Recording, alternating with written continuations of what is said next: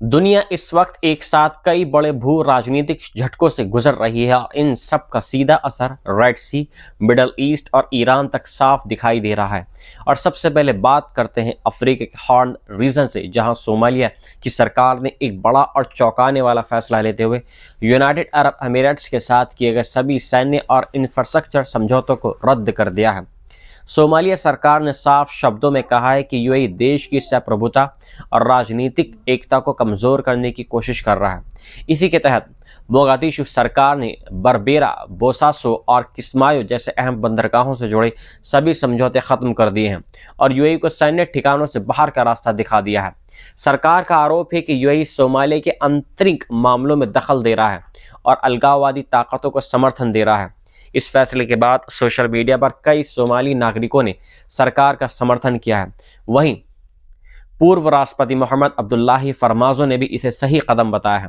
हालांकि यूएई की तरफ से अब तक कोई आधिकारिक प्रतिक्रिया नहीं आई है।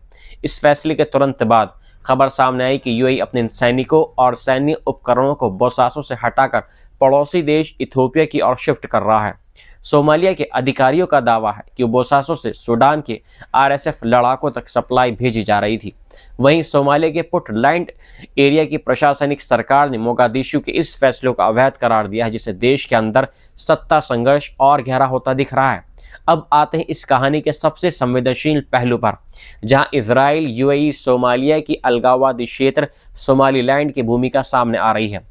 बीते हफ्ते इजराइल ने दुनिया में पहली बार सोमालीलैंड को एक संप्रभु देश के तौर पर मान्यता दी और इसके बाद इजरायली विदेश मंत्री गिदियोन सार ने बरबेरा पोर्ट का दौरा किया, जहां उन्होंने बयान दिया कि सोमालीलैंड पश्चिम समर्थक है और इजराइल का दोस्त है। सूत्रों के मुताबिक इजराइल और सोमालीलैंड के बीच बरबेरा में एक संभावित इजरायली सैन्य अड्डे को लेकर बातचीत भी चल रही है। गौर करने वाली बात यह है कि बरबेरा पहले से ही यूएई के सैन्य नेटवर्क का हिस्सा रहा और यहाँ बना रनवे अफ्रीका के सबसे लंबे रनवे में से एक है, जहाँ लड़ाकू विमान और भारी सैन्य जहाज उतर सकते हैं।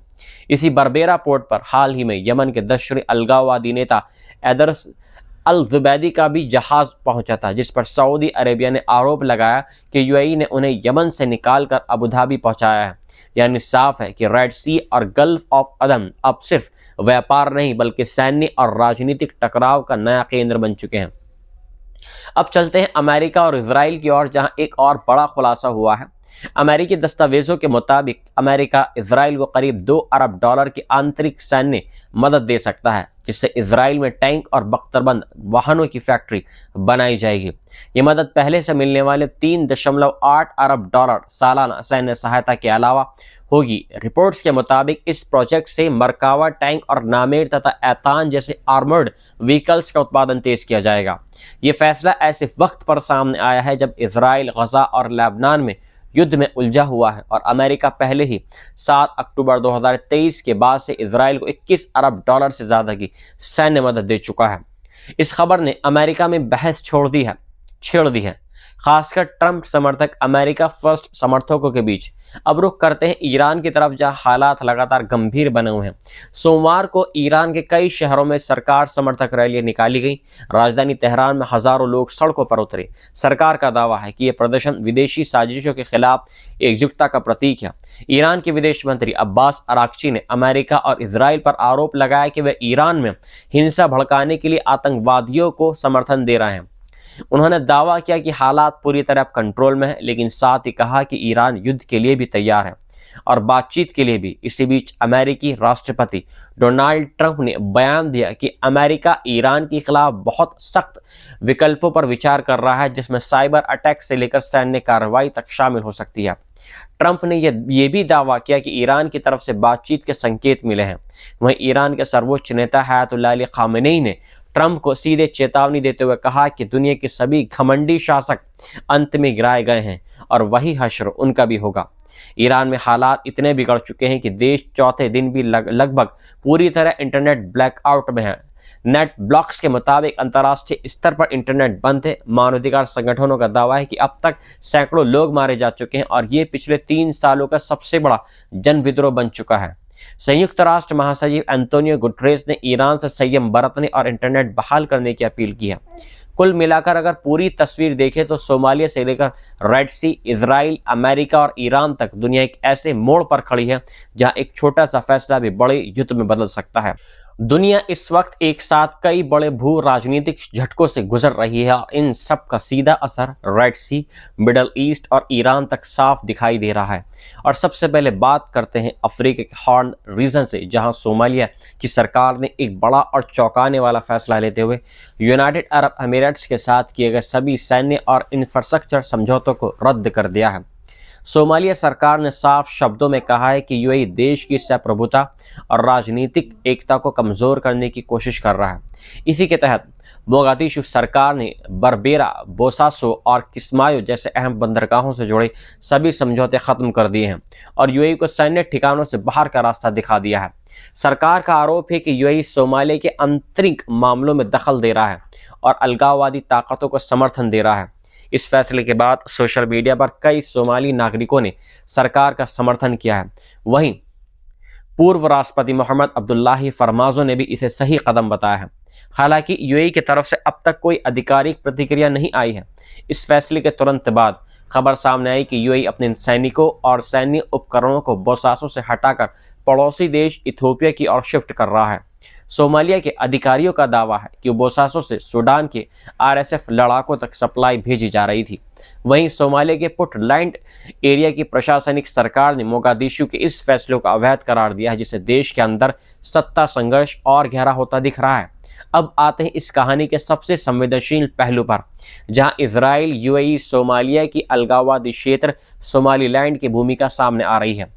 बीते हफ्ते इजराइल ने दुनिया में पहली बार सोमालीलैंड को एक संप्रभु देश के तौर पर मान्यता दी और इसके बाद इजरायली विदेश मंत्री गिदियोन सार ने बरबेरा पोर्ट का दौरा किया, जहां उन्होंने बयान दिया कि सोमालीलैंड पश्चिम समर्थक है और इजराइल का दोस्त है।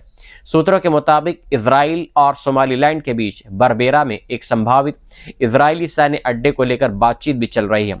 गौर करने वाली बात यह है कि बरबेरा पहले से ही यूएई के सैन्य नेटवर्क का हिस्सा रहा और यहाँ बना रनवे अफ्रीका के सबसे लंबे रनवे में से एक है, जहाँ लड़ाकू विमान और भारी सैन्य जहाज उतर सकते हैं।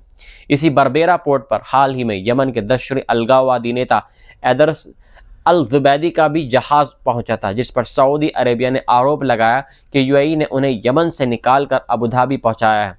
यानी साफ है कि रेड सी और गल्फ ऑफ अदम अब सिर्फ व्यापार नहीं बल्कि सैन्य और राजनीतिक टकराव का नया केंद्र बन चुके हैं। अब चलते हैं अमेरिका और इजराइल की ओर, जहां एक और बड़ा खुलासा हुआ है।